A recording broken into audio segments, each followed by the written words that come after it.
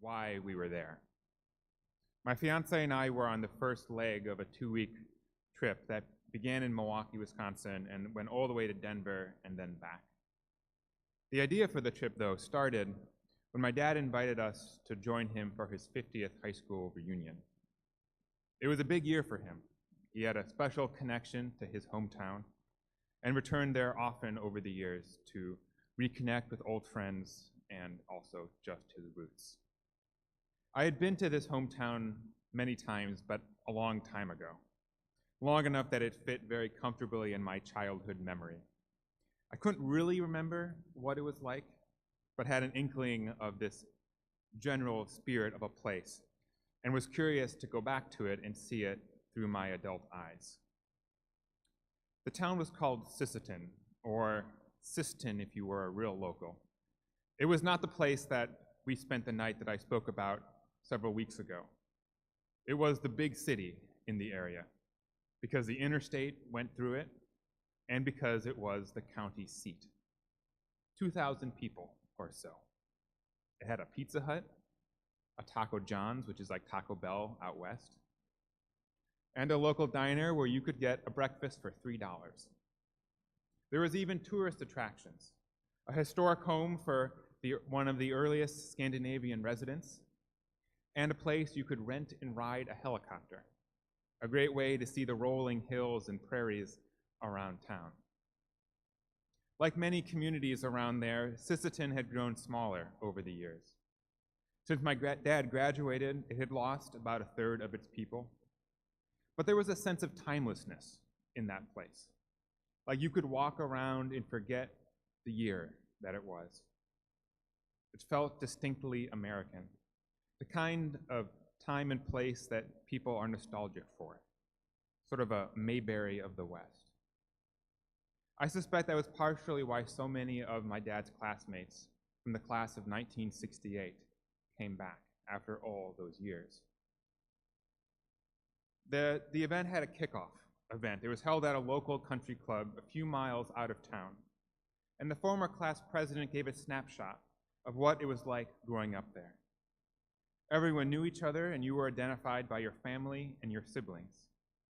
The Vogels, for example, everyone knew, were 4 brothers and 1 sister, whose dad was the local Lutheran pastor.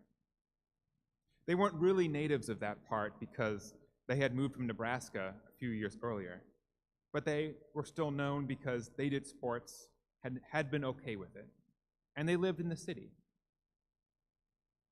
As the only non-member of the class of 1968 there, I stood out in many of those gatherings. I hadn't expected it actually to be that unusual for a son to go with their dad to an event like this, but I learned that it was when people seemed so surprised that I would do that. I had a great time, though. People were incredibly warm and friendly. I learned things about my family and my dad that I wouldn't have in any other way. And everyone had some great story about visiting New York City and loved it. It felt right at home. And still, though there was something strange about the whole experience and the whole place and the whole time. In those warm gatherings of old friends, in that all-American small town, there was something that never seemed to come up. The town of Sisseton, South Dakota, and all the land around it was a reservation. It had been one since 1867, home of the Sisseton Wahpeton Sioux.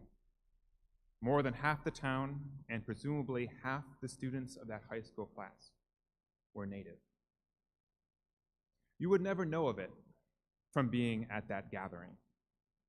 Indeed, I had no idea myself that my dad had grown up on a reservation until the spring when I was planning the trip and looked up that town on Wikipedia. It would seem like something that at the very least would be interesting to have shared as a family, or at least enlightening about the kind of life that my family grew up in. So shortly after the class president at that gathering had finished speaking, I was standing with my dad and a friend of his, and I made the observation, out of genuine curiosity, that everyone at the reunion seemed, but not wanting to make an assumption, everyone seemed to be white and not native. I thought perhaps that the native folks were having their own reunion, or that there must be some explanation for where everybody was. My dad and his friend talked the question through. Part of it, they said, was that many of the native folks hadn't graduated, which is unfortunately, as I know, consistent with general statistics and trends on reservations. I was assured, though, that they would have been welcome, diploma or no. Then my dad began remembering the native friends he had and the people he knew. I think he was trying to make sure that I knew that he wasn't forgetting them, that they weren't invisible even to him. I think he was genuinely trying to learn from his friend who still lived there what had become of these people that he remembered. They began going through the people in their minds. And after each name they could remember, the result was the same. George had died of a heart attack many years ago.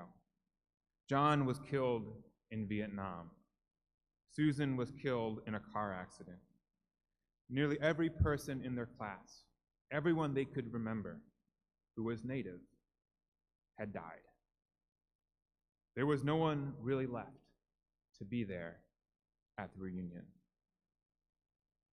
It was heartbreaking to hear that.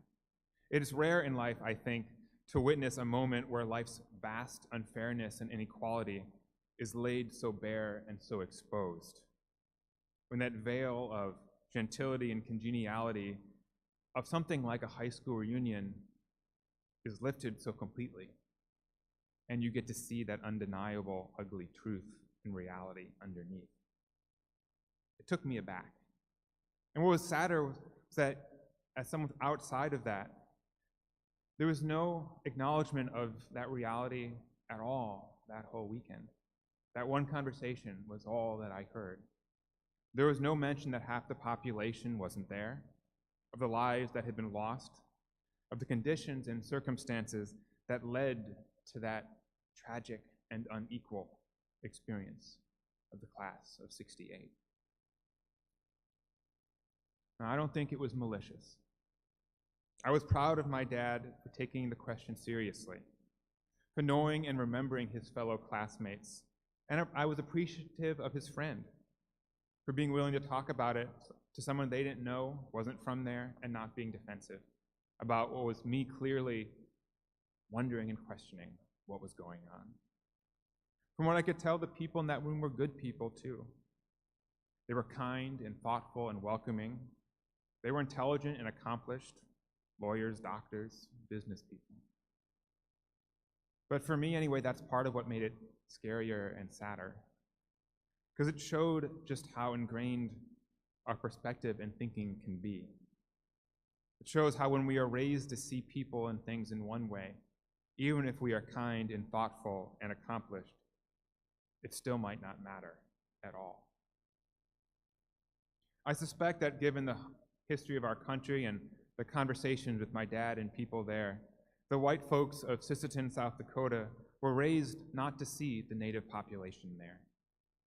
That although they lived next door to them, sat next to them in classes, even worked with them on the farms and ranches, that there was some understanding, unspoken, that they were different and apart. They didn't mix. The native population and their lives occupied very little space in the minds and the hearts of those who were white. This is, of course, typical of any dominant cultural group who live with enough privilege to remain happily sheltered from the less powerful amongst them. In most cases, it's not actually about being sheltered from the people themselves, although that is sometimes the case. Often it's about being sheltered from the problems that they represent. If you were a white student in Sisseton and started noticing and acknowledging your native classmates, then you couldn't help but notice that they weren't doing so well, at least not as good as you. Maybe you would notice that their cars or their clothes weren't quite as nice, or you notice one of the myriad other signs of poverty and oppression that go unnoticed if you aren't looking for them or haven't experienced enough of it yourself to see it. You would begin to realize just how unfair and unequal things were. The poverty rates, alcoholism rates, dropout rates, terribly low life expectancy. And then suddenly, if you saw all those things, you would realize that you had a problem too. Because the Mayberry that you were so proud of, took credit for, believed had something to do with your innate goodness as a person and your family's innate goodness as a person. It wasn't so nice anymore. And if you were as good and wholesome as you believed, you had to do something to fix it. You had to admit that things weren't as good, and maybe you weren't as good, and you had to change and see the world differently. And that would be hard, because it would have to be different. You'd have to question things you held very dear. This is not often a conscious thought process for us, but it is often how we see past each other. It's a combination of cultural conditioning. Those people are not my people. I don't have to worry about them. And our very human and very natural aversion to unpleasant realities that we can avoid if we are privileged enough to do so.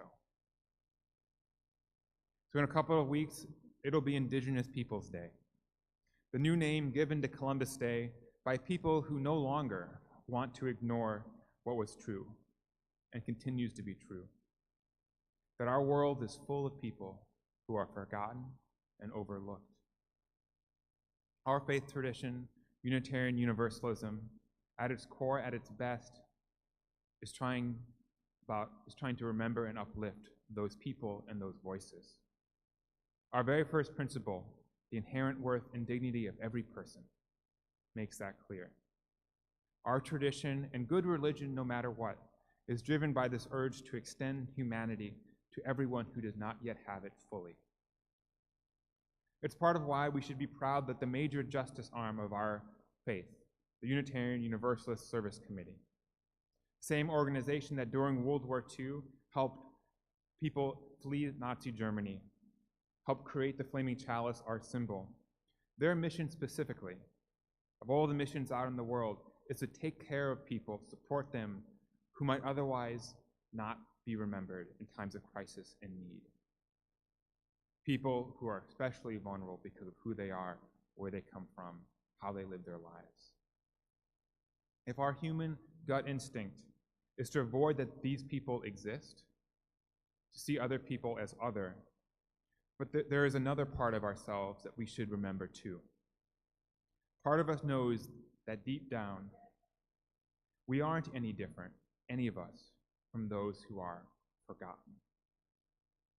And I would bet that most of us here know what it feels like to be forgotten, at least a little bit. Maybe it's because of our race, because people don't seem to care if our people are shot or when our families are torn apart. Or because of our gender, because when we are victims, we are put on trial and no one believes us. Maybe it's because we were shy growing up and nobody thought we had anything of value to share. Or because we are neurodivergent or have a disability and people assumed we were broken. It cuts across all parts of our world. When speaking to a room full of youth of color following the shooting of Michael Brown, the Rev Traci Blackmon, who was one of the first clergy to stand in Ferguson, she spoke for all those in our country who are coming to the understanding that to forget was hurting people in real and vivid ways. She told that room, those youth of color, those human beings, "I'm sorry," she said, "that we have not missed you." Everyone in this world should be missed. No one should be left out or ignored or looked past. I want us to be able to say to George and John and Susan, if they were here, that you were missed, that your lives were important. You are remembered, and the memories of your life are cherished. I want all of us to always be wondering and thinking and reflecting on who isn't in the room with us right now. Why aren't they in the room with us right now? And reflect on what we can do to make sure that they are welcome here and that memories are welcome here. All of us, no matter who we are at risk of both forgetting and of being forgotten. When we forget the Georges and the Johns and the Susans, we lose something integral to our very humanity by not honoring those who share our lives as fellow human beings. That's the world we live in right now, because we haven't begun to see each other and notice that our fates are actually tied together. So let's think about just how beautiful the world would be if no one had to worry anymore about being important enough, worth enough, lucky enough to be noticed, to be remembered, to be loved. Let's make it so. Amen.